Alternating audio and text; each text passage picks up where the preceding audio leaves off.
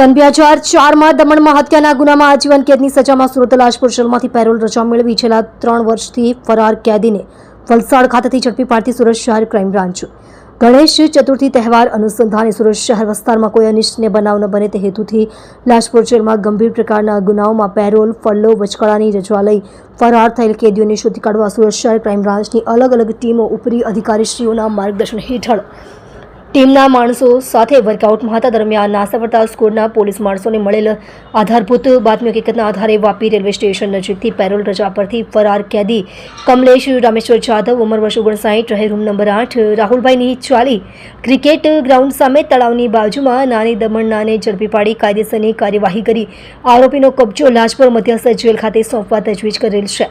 મજકૂર આરોપી Daman police station first ગુનો registered number 100/2004 sessions cats number 1/2005 ઇપિકો કલમ 302-201-34 મુજબના ગુનાના લાજપુર જેલમાં મધ્યસ્થ જેલમાં પાકા કામના કેદી તરીકે સજા હેઠળ હતો.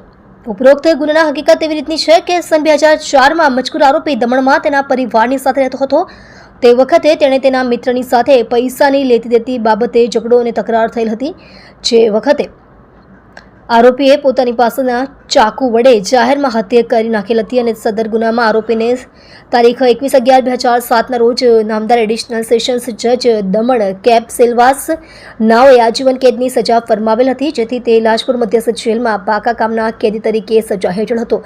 દરમિયાન આરોપીને 30/1/2023થી દિન 45ની પેરોલ રજા ઉપર છોડવામાં આવેલ હતો. ત્યારબાદ તે હાજર નહીં થઈ ફરાર થઈ ગયેલ હતો.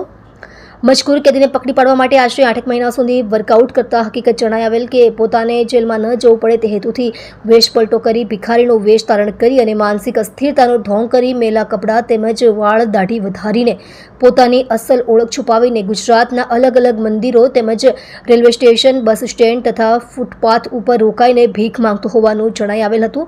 અને આ આરોપી અંગે છેલ્લા 8 માસથી તેની પાછળ મેન્યુઅલી વર્કઆઉટ કરી માહિતી મેળવેલ અને ઉપરોક્ત આરોપી કોઈ એક જગ્યાએ સ્થાયી રહેતો ન હતો અને તે કોઈ પણ બસ સ્ટેન્ડ કે ટ્રેનમાં ચઢીને ભીખ માંગવાનો ધંધો કરતો હતો. અને ઘણી જહેમત બાદ આ અંગે મળેલ બાતમી હકીકતના આધારે પકડાયેલા આરોપીની જૂની નિશાનીઓ વેરીફાઈ કરેલ અને ઉપરોક્ત આરોપી હાલ વાપી રેલવે સ્ટેશન હોવાની હકીકત મળી આવેલ હતી.